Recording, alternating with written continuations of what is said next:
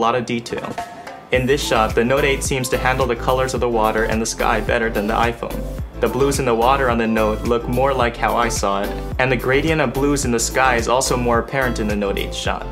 Looking at this shot of a building, the iPhone handles the different lighting of the picture better than the Note. The different colors in the iPhone shot are more vibrant and the building itself looks brighter. But the Note 8 seems to handle details like the glare off the car better.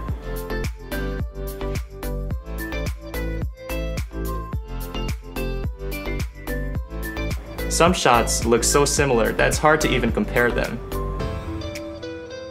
In this shot, there was a big tree causing lots of shadows. Both pictures show great detail, but I think the iPhone overcompensated on the shadows too much. The red on the shirt looks almost painted and shadows seem to magically disappear.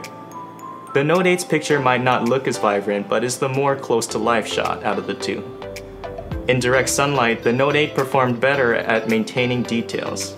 In the Note 8 shot, the top of the building has more detail and the ground kept more of its natural color. The sun caused a blue tint to appear on the floor of the iPhone shot. This outdoor shot was taken under the shadow of a tall building. Again, both pictures are very detailed, but this time the iPhone handles the different lighting better.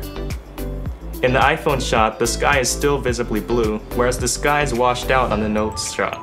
This shot shows how the light source can take over the iPhone's image. The light from the sun causes the iPhone shot to look more washed out, while the actual color shows in the Note 8's image. The video quality of both of these phones surprised me because of just how much detail each phone picked up. I shot all the video in 4K at 30 frames per second, but note that the iPhone is able to take 4K video at up to 60 frames per second.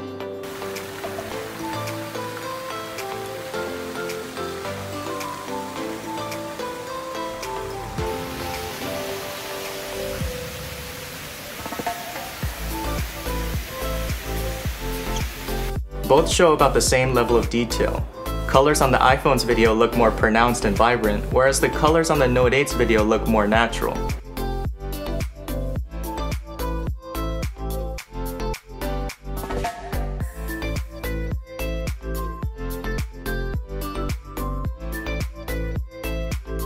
Here, the colors look prettier on the iPhone's camera, but the orange starts to consume the picture. On the Note 8's camera, the sun's light doesn't take over the entire video quite as much as the iPhone does. But still, I can see how people would prefer the iPhone's video. The image stabilization is significantly better on the iPhone's main camera, but its telephoto lens doesn't have any stabilization, so video becomes very shaky.